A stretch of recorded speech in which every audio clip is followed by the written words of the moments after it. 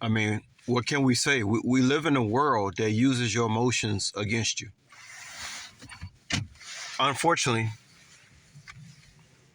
unfortunately, that's why that when I used to have a girlfriend, guys, and I would go out in public.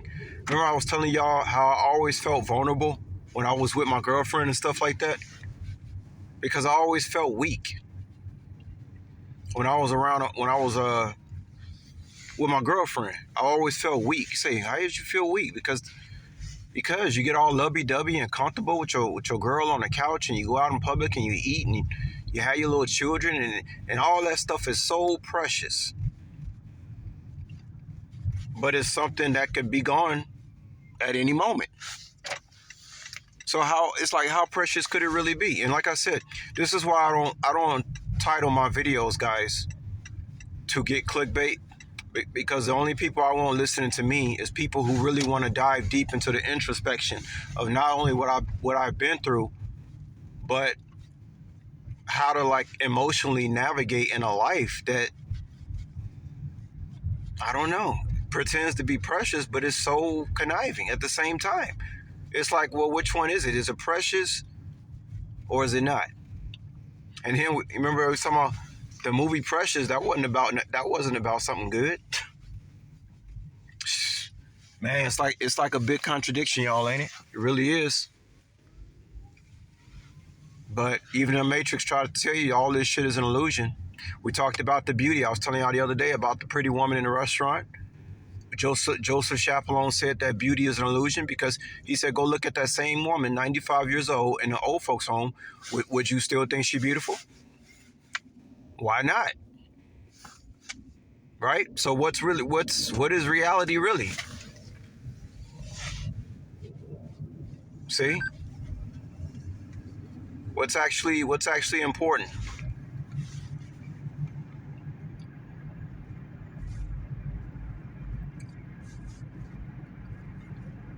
But tell y'all a couple of things. I'm gonna get out of here. The movie Dark City, right? One of my favorite movies. I told y'all, Dark City was actually the Matrix Part 1.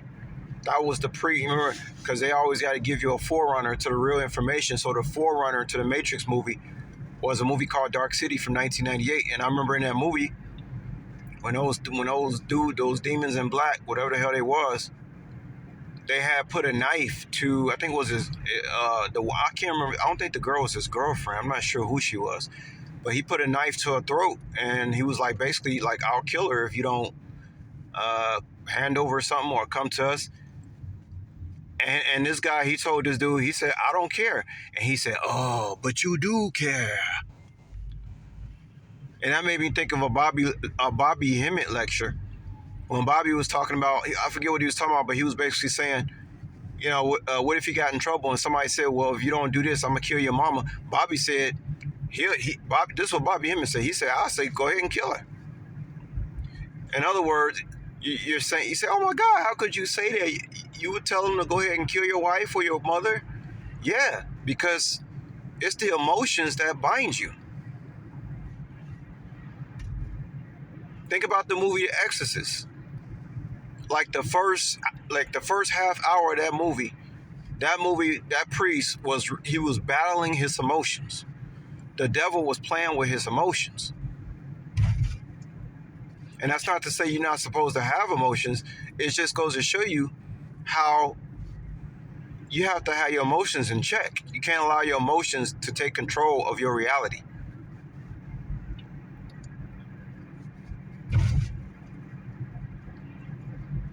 You don't want to lose your soul over emotions, so to speak. So that's why I told y'all there's a certain coldness about me, because if life is so precious, then why is it so easy for people to fuck it up? See? So you can pretty much say, if y'all want to know how an angel really acts, I'll probably be, I'll be the one to show y'all what an angel is really like. Because a lot of y'all see me as loving, caring, kind. I hear y'all talk about all that stuff. But that's not the only attributes to angels being kind and nice. There's a dark side too. that's more vicious than the people who calling me kind and weak. I don't think they really they want to smoke, guys, to be honest with you. They're just projecting as usual. They don't really want to smoke. Next, they're gonna be calling me a vicious. Next, they're gonna be calling me a vicious monster. Right? They'll go from calling me kind and weak. Next thing you know, I'm a vicious monster. That's why they're trying to say I changed and all that nonsense. See, which one is it?